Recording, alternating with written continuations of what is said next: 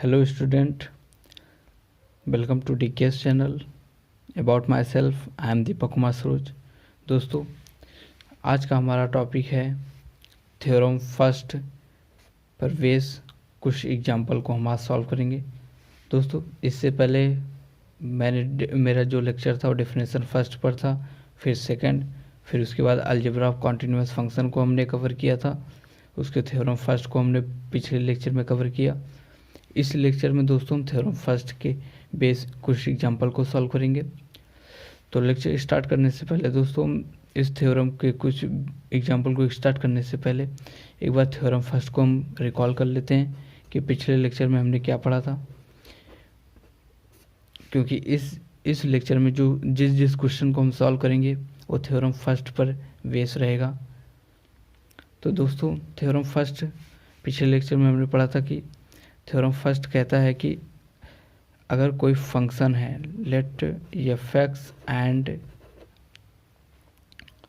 जी X, कोई दो function है और इस सेपरेटली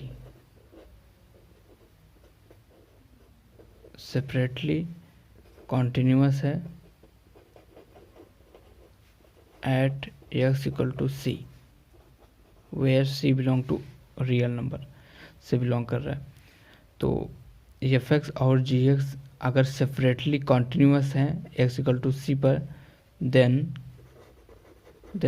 पहला क्या होगा, एफ एक्स को और जी एक्स को जब ऐड करेंगे और इसका कॉन्टिन्यूअस चेक करेंगे eight X equal to C पर, तो हमने थ्योरम फर्स्ट में देखा था फिर भी ये कॉन्टिन्यूअस होता है। और अगर इसको सेपरेट करेंगे, मतलब एक दूसरे से माइनस करेंगे और फिर चेक करेंगे eight X equal to C पर, फिर भी कॉन्टिन्यूअस होगा। तीसरा, अगर एफ एक्स दोनों फंक्शन को आपस में मल्टीप्लाई कर दे और जो आएगा वैल्यू उसको चेक करें eight X equal to C पर, फिर भी ये कॉन्टिन्यूअस था। और एफ एक्स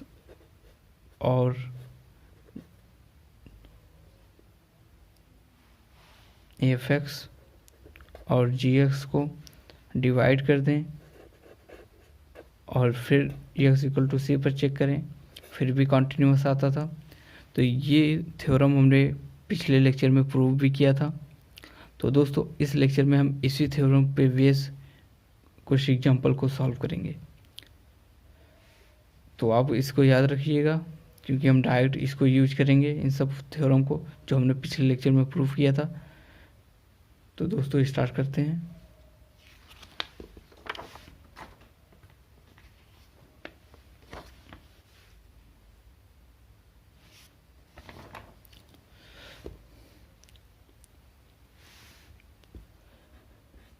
दोस्तों, पहला क्वेश्चन है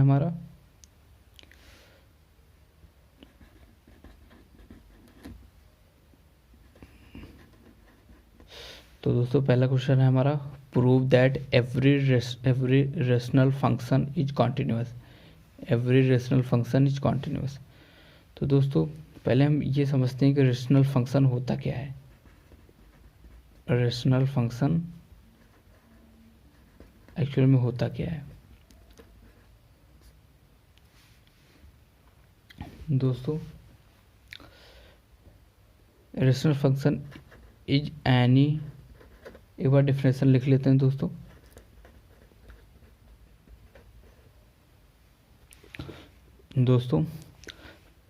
पहला क्वेश्चन हमारा कहता है कि prove that every rational function is continuous. हमें प्रूव करना है जो रेशनल फंक्शन होता है वो कॉन्टिन्यूअस होता है। तो इसको प्रूव करने से पहले दोस्तों रेशनल फंक्शन एक्चुअल में होता क्या है ये हम जान लेते हैं। दोस्तों, ये कुछ नहीं, एक फंक्शन होता है which can be written as the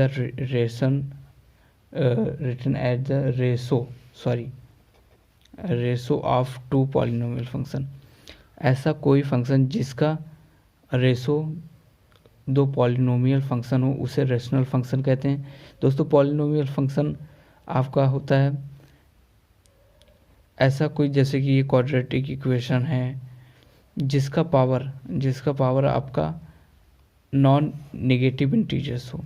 मतलब नॉन नेगेटिव इंटीजर्स मतलब आपका 0 1 2 3 4 5 6 एंड सो ऑन, ये हो जिसका पावर, जैसे कि एग्जाम्पल पे x square plus 2x plus 3 है, इसका जो पावर है वो नॉन निगेटिव इंटीजर्स है, तो ये आपका पॉलिनोमियल फंक्शन है, इसका पावर 1 है जो कि नॉन निगेटिव इंटीजर्स है, तो ये एक पॉलिनोमियल फंक्शन हुआ।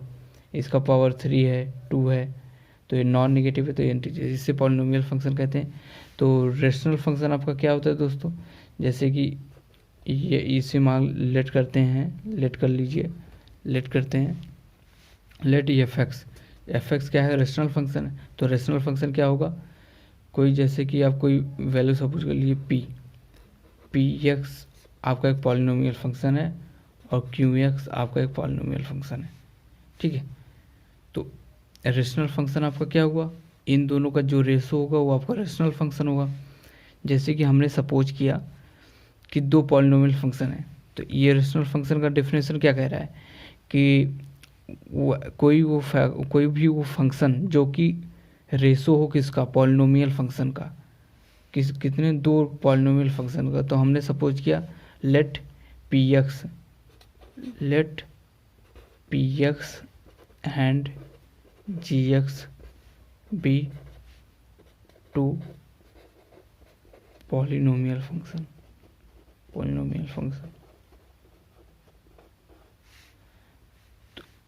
दो पॉलिनोमियल फंक्शन को हमने सपोज कर लिया पी एक्स और जी एक्स, और let F X be a rational function, और रेशनल फंक्शन क्या है आपका, रेशनल फंक्शन ये आपका दोस्तों पी एक्स और क्यू एक्स है।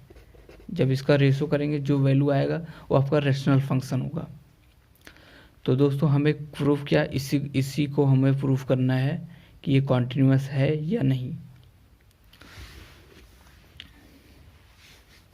और दोस्तों ये कंडीशन रहेगा जी एक्स कभी भी आपका जीरो नहीं होगा, क्योंकि अगर ये जीरो हो गया तो ये कभी रेशनल फंक्शन रहेगा ही नहीं, तो ये जीरो हो नहीं सकता। आपको ये याद रखना है बस, ठीक है। जी एक्स आपका कभी भी जीरो नहीं होगा, ठीक है।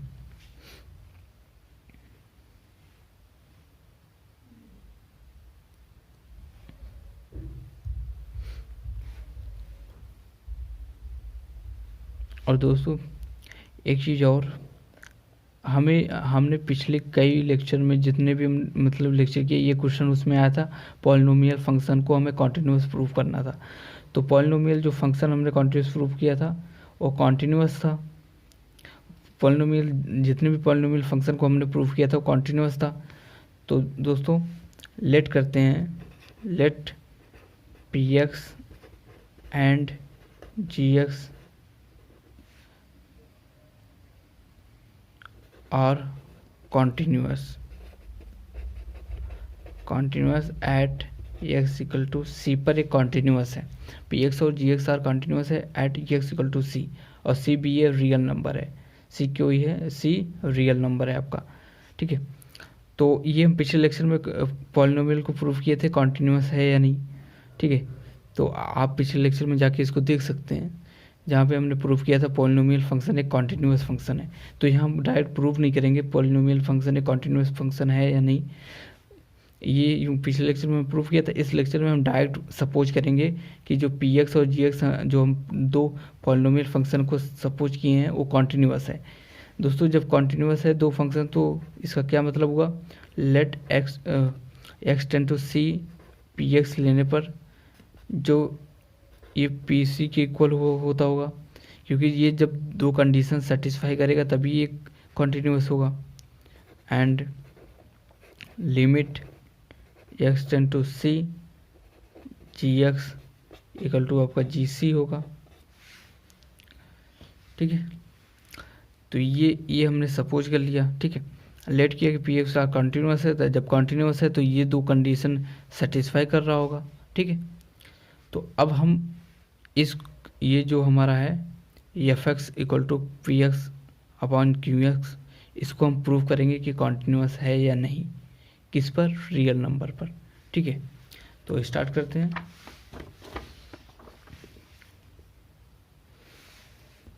हमारा एफ एक्स है P X Q X where Q X does not equal to 0। तो दोस्तों जब हमें मतलब कोई चीज़ प्रूव करना होता है कॉन्टिन्यूस है या नहीं, तो पहले क्या करते थे, लिमिट लेते थे। इसको हमें प्रूव करना है at X equal to C पर, और let C be a real number. तो दोस्तों याद है आप लोगों को पिछले जो थ्योरम फर्स्ट का फोर्थ डेरिवेशन था, जिसमें हमने एफ एक्स और जी एक्स को प्रूफ किया था कॉन्टिन्यूस है या नहीं। पहले हमने क्या किया था, लेट किया था एफ एक्स और जी एक्स कॉन्टिन्यूस है, फिर उसकी कंडीशन को लिए थे। फिर जैसे कि थ्योरम फर्स्ट में क्या था कि दो फंक्शन था एफ एक्स, ठीक है, F X and G X at X equal to C पर सेपरेटली अगर कॉन्टिन्यूस हैं तो उनको ऐड करके हम कॉन्टिन्यूस चेक करते थे, फिर मल्टीप्लाई करके, फिर सब्ट्रैक्ट करके, फिर डिवाइड करके। जो हमारा डिवाइड वाला जो प्रूफ था वही एक्चुअली आपका रेशनल नंबर को कॉन्टिन्यूस करने में, प्रूफ करने में हेल्प करेगा, ठीक है। क्योंकि यहाँ पे एक तरह से डिवाइड वाला ही कंसेप्ट यूज करेंगे यहाँ पर, ठीक है। तो हमने लेट किया कि सी भी रियल नंबर है, ठीक है, सी रियल नंबर है। तो पहले हम क्या करते थे, लिमिट करते थे एक्स टेंड टू सी लेना है, सी पॉइंट पे चेक करना है, और एफ एक्स ही हमारा क्या है, X tend to C, P X और क्यू एक्स और एक्स, ठीक है। तो नेक्स्ट स्टेप में limit X tend to C P X Q X, limit X tend to C P X, limit X tend to C Q X. दोस्तों limit X tend to C P X आपका क्या था, यहाँ आप देख सकते हैं, इसमें जो हमने सपोज किया था limit X tend to C P X आपका क्या है, पी सी, और limit X tend to C G X आपका जी सी। क्योंकि अगर ये कंडीशन हो रहा है तभी ये कंटिन्यूस है, तो जब भी limit X tend to C P X आएगा तो मतलब ये पी सी की इक्वल है, ठीक है। तो हम यहाँ लिख सकते हैं limit X tend to C P X क्या है, आपका कॉन्टिन्यूस है, और कॉन्टिन्यूस में आपका क्या है, पी सी आ रहा है, और यहाँ आपका जी सी, ठीक है।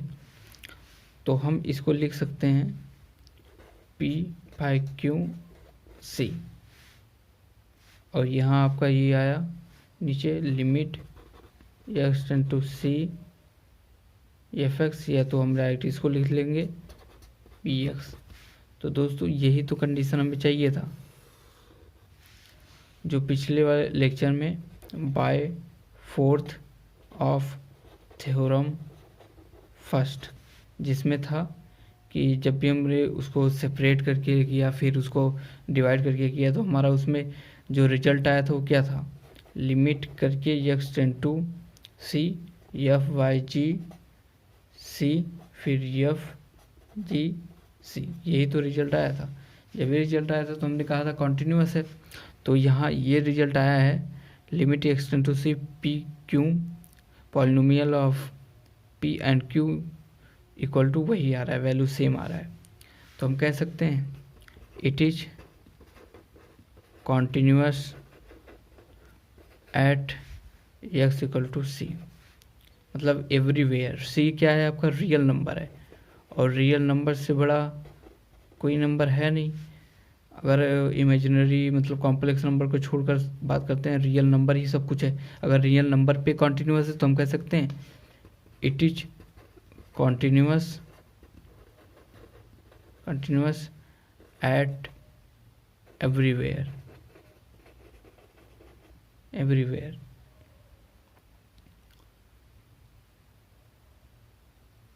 तो जितना भी रेशनल फंक्शन होगा, मतलब जितना भी पॉलिनोमियल फंक्शन होगा वो कॉन्टिन्यूस होगा।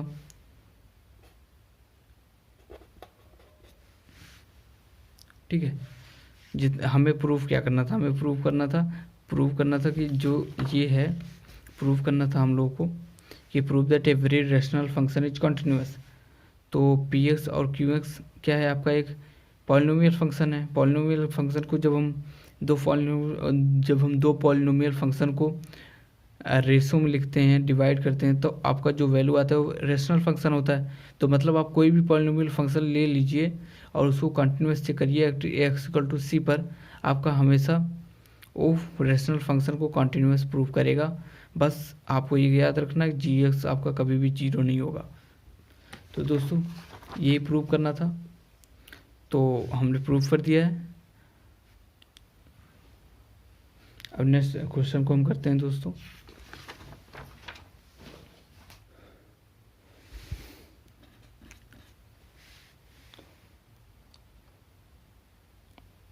दूसरा क्वेश्चन है दोस्तों हमारा, discuss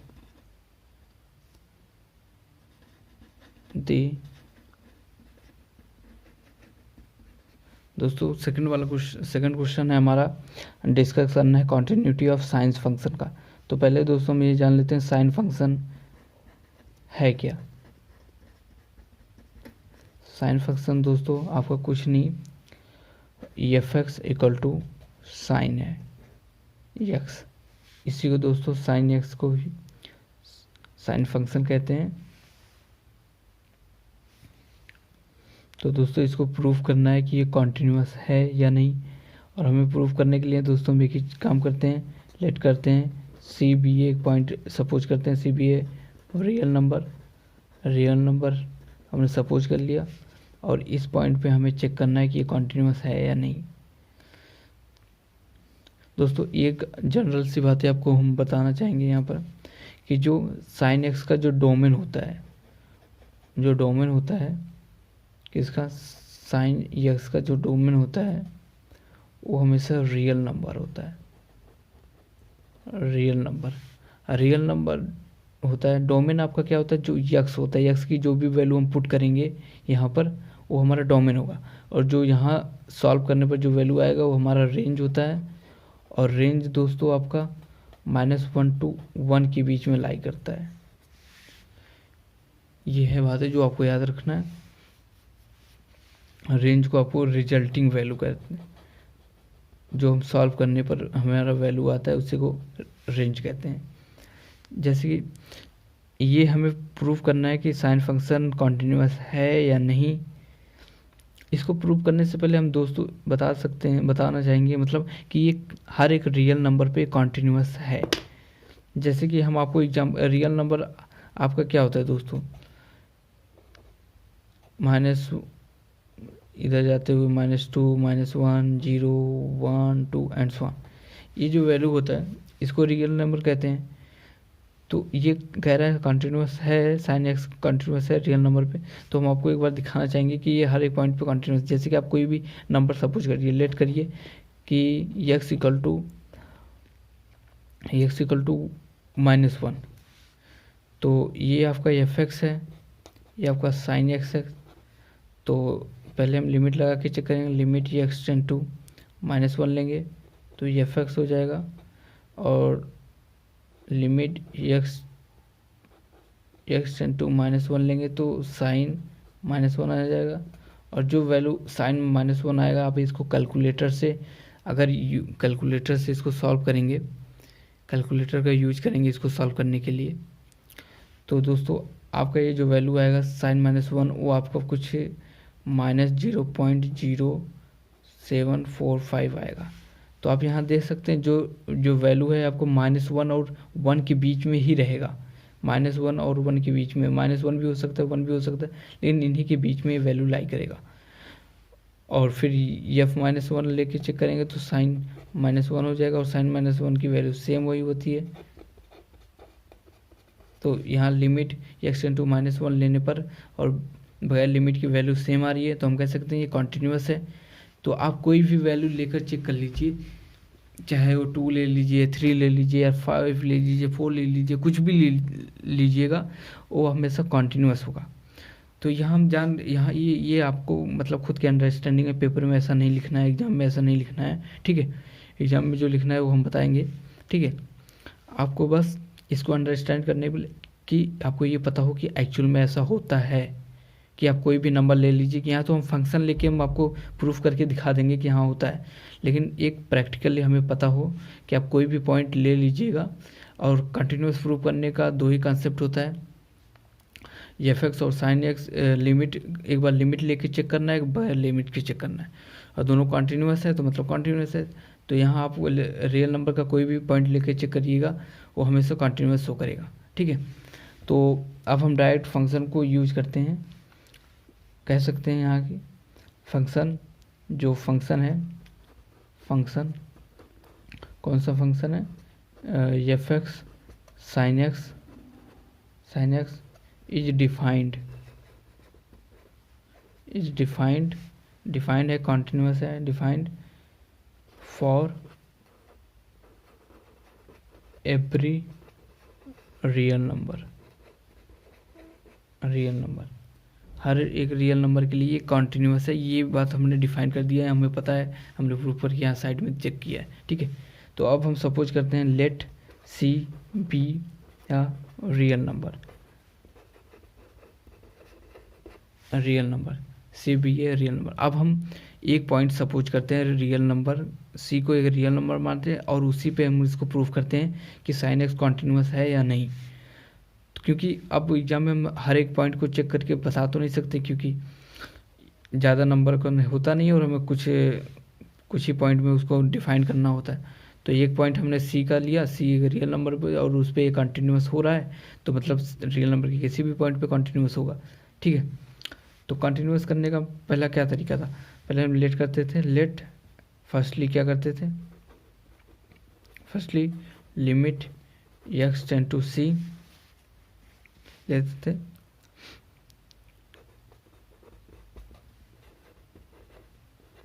x tend to C sine x,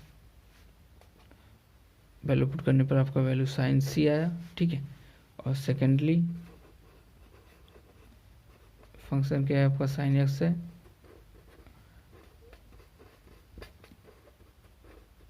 sign आ गया सी।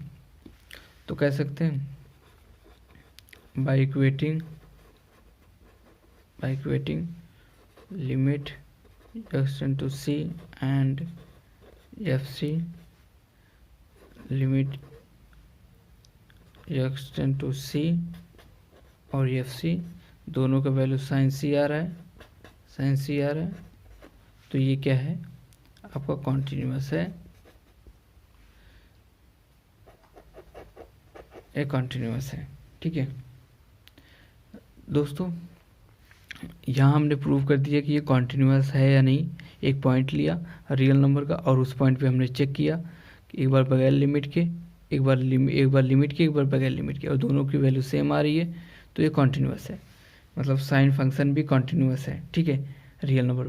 लेकिन दोस्तों अगर आप एनसीईआरटी उठाएंगे और एग्जाम्पल नंबर आप 16 और नहीं, एग्जाम्पल नंबर आप 17 देखेंगे, एनसीईआरटी का एग्जाम्पल नंबर 17 देखेंगे, तो वहाँ पर एच टेंड टू जीरो लेकर प्रूफ किया गया है। तो दोस्तों उसमें और इसमें कोई फ़र्क नहीं है, बस एक अंडरस्टैंडिंग का फ़र्क है। तो हम एक बार आपको ये तो सिंपल सा तरीका है, एक बार उस तरीके से जिसमें एनसीईआरटी में किया गया है उस तरीके से हम आपको करके दिखाएंगे कि उसमें और इसमें ज़्यादा कुछ डिफरेंस है नहीं। तो एक बार हम दूसरे मेथड से इसको यूज करते हैं, ठीक है। दोस्तों अदर मेथड है जो एनसीईआरटी में यूज किया गया है, तो उसको स्टार्ट करते हैं। एफ एक्स इक्वल टू आपका साइन एक्स है, और हमने देखा कि कोई भी पॉइंट ले लीजिए, वहाँ हर एक पॉइंट पे कॉन्टिन्यूस होता है। तो हमने चेक किया कि जो फंक्शन है, पिछले लेक्चर में जो फंक्शन है, function is defined at all real number पे हमने इसको डिफाइन किया और रियल नंबर पर।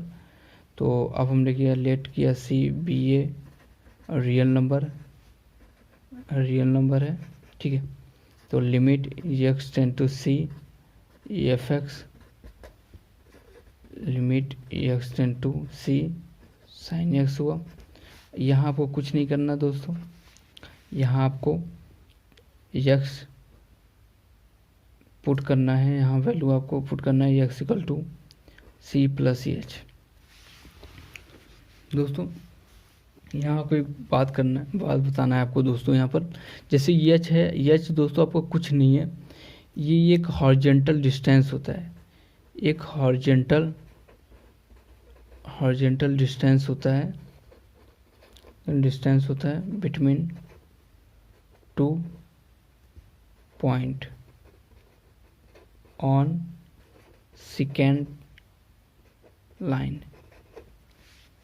सेकेंड लाइन जो होता है दोस्तों आपको कुछ नहीं होता, जैसे दो पॉइंट है, जैसे कि ये कोई कर्व है, ठीक है, इसमें दो पॉइंट पे इंटरसेक्ट कर रहा है, ठीक है, दो पॉइंट पे इंटरसेक्ट कर रहा है, इन दोनों का जो डिस्टेंस होता है इसी को एच कहते हैं। जैसे कि मान लीजिए आपका ये जो पॉइंट है एक्स आपका यहाँ है और सी यहाँ है, ठीक है, तो इसमें जब एक्स आपके सी के इक्वल हो जाएगा, ठीक है, जब एक्स आपका सी के इक्वल हो जाएगा मतलब एक्स टेंड टू जीरो होगा, ठीक है, जब एक्स टेंड टू आपका सी होगा, सॉरी, जब एक्स टेंड टू सी होगा मतलब एक्स सी के नियर हो जाएगा, तो एच का जो एच जो होगा वो जीरो हो जाएगा।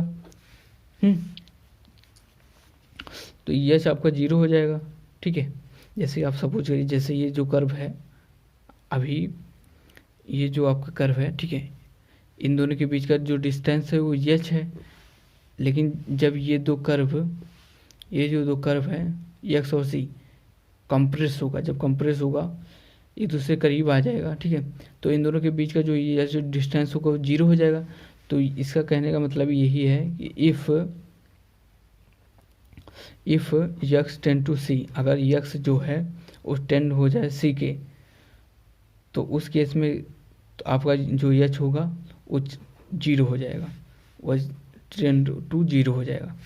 तो यहाँ पर लिमिट आपको चेंज करने का यही तरीका है, जब भी आप X equal to C H plus C H डालेंगे, मतलब जब आपका एक्स है इसमें कुछ ऐड करेंगे, मतलब यहाँ पर कुछ अब देखिए ये कंप्रेस होकर यहाँ जा रहा है, तो इसमें जब कुछ ऐड करेंगे तो आप सी के इक्वल हो जाएगा, ठीक है, जब सी के इक्वल हो जाएगा तो एक्स और सी इक्वल हैं, जब ये कंप्रेस हो जाएगा, ये दोनों जब कंप्रेस होगा ऐसे, तो एच आपका जीरो हो जाएगा। तो उसका क्या मतलब हुआ, जब हम कहें कि एच जीरो हो गया, हम कह रहे हैं कि एच आपका जीरो है, एच टेंड टू जीरो, तो इसका कहने का हम क्या कह रहे हैं कि जो आपका एक्स है वो टेंड हो गया सी पर, एक्स टेंड हो गया सी पर। तो उसमें यही था कि एक्स टेंड टू सी लेकर हम डायरेक्ट सॉल्व कर रहे थे, यहाँ अब एनसीईआरटी में आपका एच टेंड टू जीरो लिया है, तो इसका और उसका कोई मतलब वो नहीं है, ऐसा कुछ बहुत बड़ा चीज़ नहीं है, बस ये आपको समझने की दूरी है कि मतलब एक्स टेंड टू सी का मतलब ही आपका एक्स टेंड टू जीरो है, बस आपको put up C plus H रखना होगा। यहाँ से आप समझिए, इस जो डायग्राम है यहाँ से आप समझने की कोशिश करिए, ठीक है। ये एच कोई पॉइंट नहीं है, एच एक हॉरिजॉन्टल डिस्टेंस है, एक हॉरिजॉन्टल डिस्टेंस है ना, दो पॉइंटों के बीच में जो इंटरसेक्ट कर रहा है। सेकंड लाइन वो लाइन होता है जो इंटरसेक्ट कर रहा है दोस्तों, ठीक है। तो आप यहाँ समझने करिए, तो अब डायरेक्ट हम पॉइंट को लेते हैं, limit H tend to zero लिया, तो आपका जो साइन है यक्स आपका पुटअप हो जाएगा, सी प्लस एच पुटअप हो जाएगा, ठीक है। तो दोस्तों ये पॉइंट आपको याद रखना है, जैसे कि पिछले मतलब 11th में आप शायद 11th में आप पढ़े होंगे, ठीक है, साइन ए प्लस बी आपका होता है साइन ए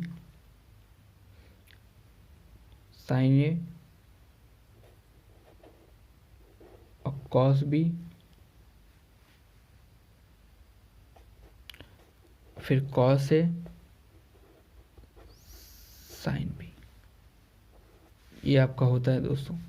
तो यहाँ हम यूज करेंगे डायरेक्ट इसको, limit H tend to zero, और इसको जब हम इस वाले फॉर्म में यूज करेंगे तो आपका साइन सी हो जाएगा, ए क्या है आपका सी है, फिर आपका कॉस बी क्या है, बी क्या है आपका एच है, तो कॉस एच हो जाएगा, फिर आपका कॉस ए क्या है, ए क्या है सी, तो कॉस सी हो जाएगा, और साइन बी क्या है, साइन बी आपका क्या है एच है, तो साइन एच हो जाएगा, ठीक है। तो नेक्स्ट स्टेप में जब आप ब्रेकआउट करेंगे तो ये आपका कांस्टेंट है, क्योंकि एच टेंड टू जीरो जा रहा है तो सी आपको यूज नहीं करना है।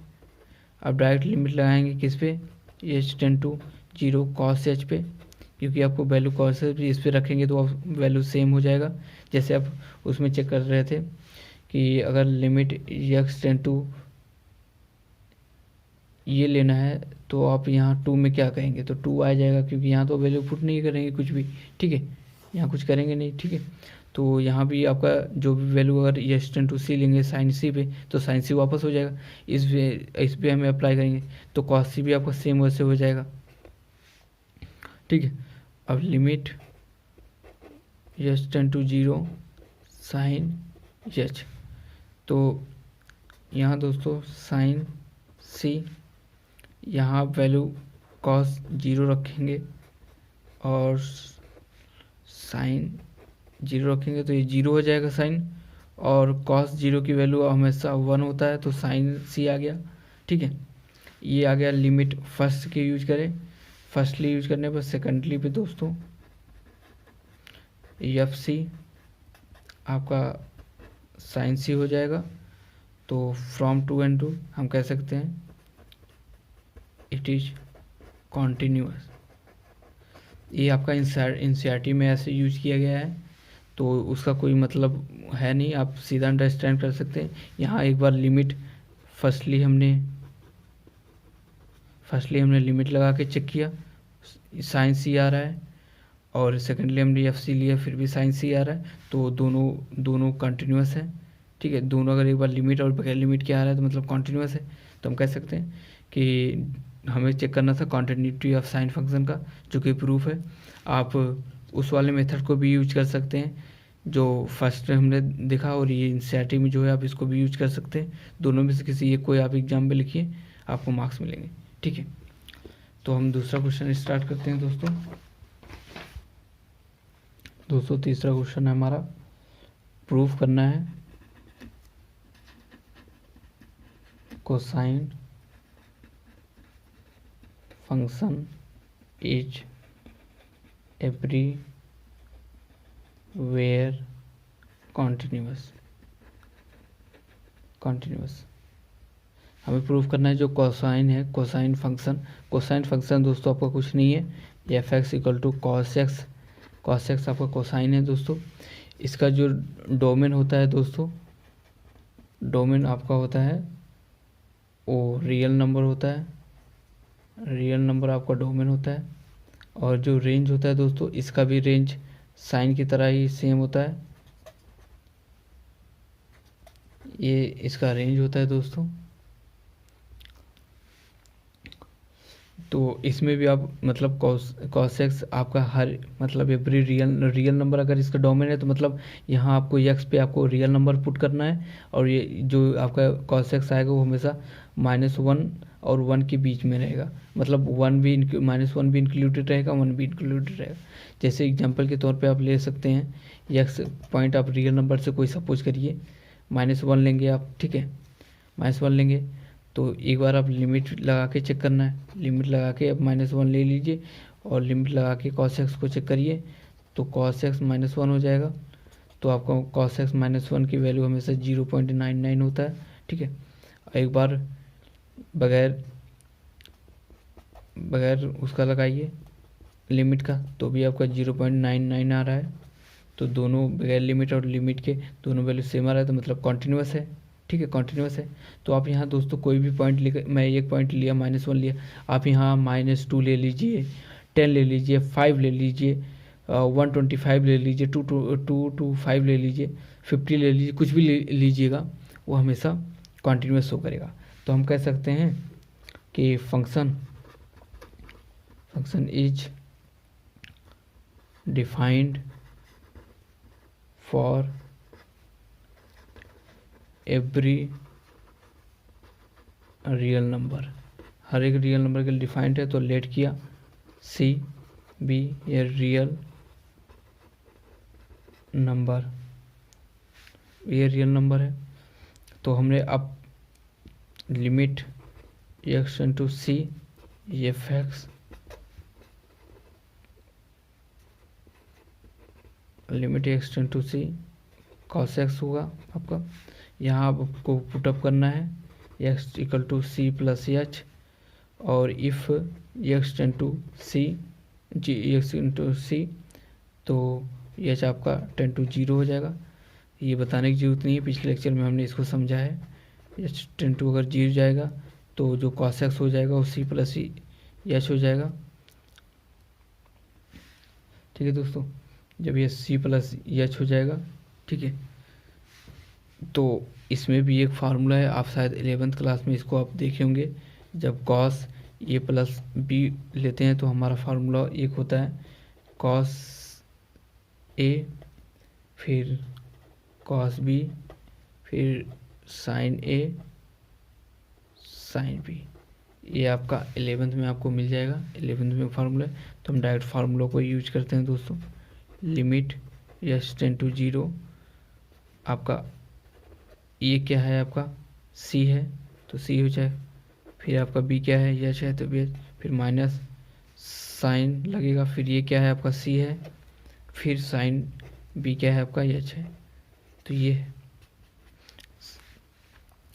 कॉस सी। दोस्तों आपका क्या है, जैसे कि लिमिट आप एच टेंड टू सी लेंगे कॉस सी पे, फिर मल्टीप्लाई, फिर limit H tend to zero इस पे आप, फिर माइनस, फिर limit H tend to zero sine C, फिर limit H tend to zero sine H. Limit इस पे अप्लाई करेंगे तो आपका कॉस सी हो जाएगा, क्योंकि एच यहाँ है नहीं।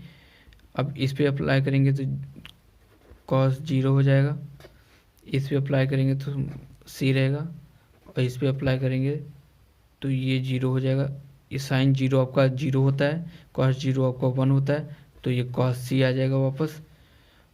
फर्स्टली हमने ये ऐसा किया, फर्स्टली हमने क्या किया, सेकेंडली में आपको कुछ नहीं करना दोस्तों। एफ एक्स आपका क्या है, कॉस एक्स है, तो एफ सी क्या हो जाएगा आपका, कॉस सी हो जाएगा। तो फर्स्टली और सेकेंडली दोस्तों कह सकते हैं बाय इक्वेटिंग, ठीक, limit X H tend to zero या एक्स टेंड टू जीरो कह सकते हैं, आपका F X and F C, limit H tend to zero F X और एफ सी दोनों का वैल्यू साइन सी आ रहा है, सॉरी कॉस सी आ रहा है, कॉस सी।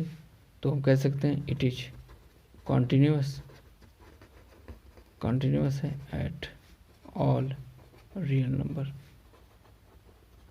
हर एक रियल नंबर पर दोस्तों ये कॉन्टिन्यूअस है। तो सेकंड में हमें जो हमारा थर्ड क्वेश्चन था उसमें हमें प्रूव करना था कि जो कोसाइन फंक्शन है वो कॉन्टिन्यूअस है एवरीवेयर। तो रियल नंबर पर, किसी भी रियल नंबर पर आप चेक करिए वो कॉन्टिन्यूअस है, ये हमने चेक कर लिया है। तो दोस्तों हमारा जो फोर्थ क्वेश्चन है उसमें हमें प्रूव करना है, prove that the function defined by fx tan x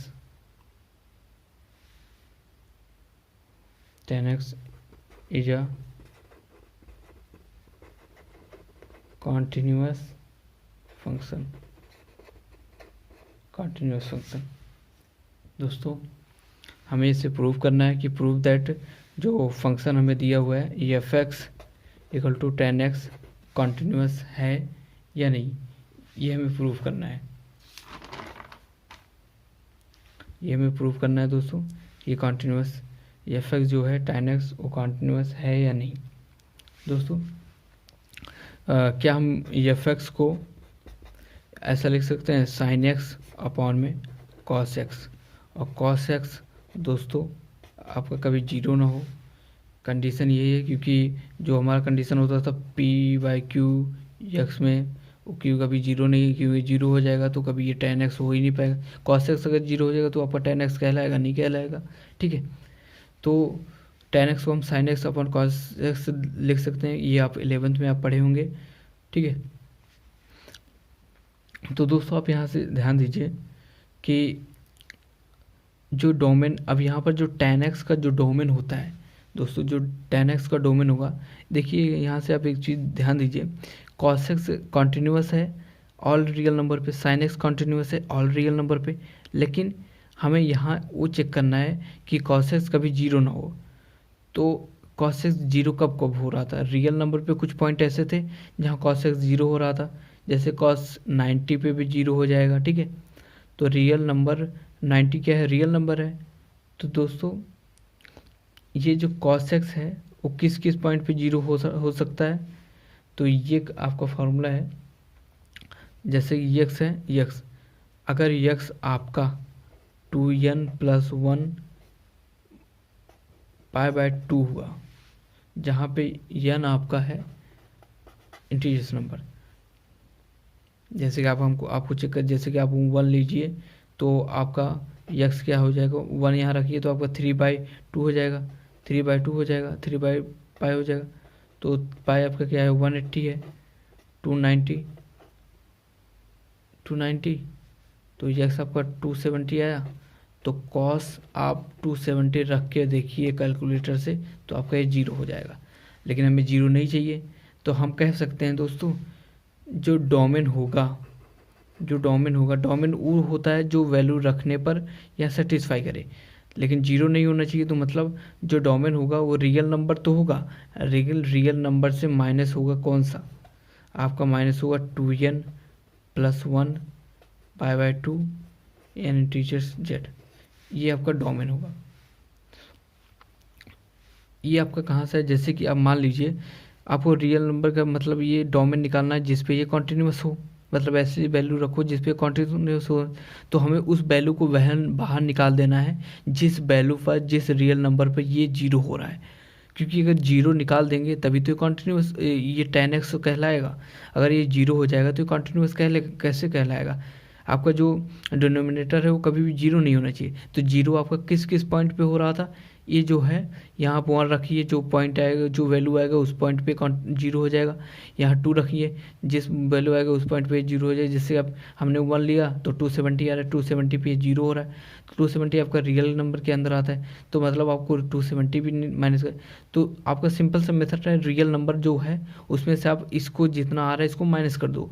इसके अलावा जो आपका बचेगा वो आपका डोमेन होगा, किसका, 10x का, डोमेन ऑफ 10x का होगा। तो रेंज क्या होगा दोस्तों, रेंज आपका होगा all real number, all real number,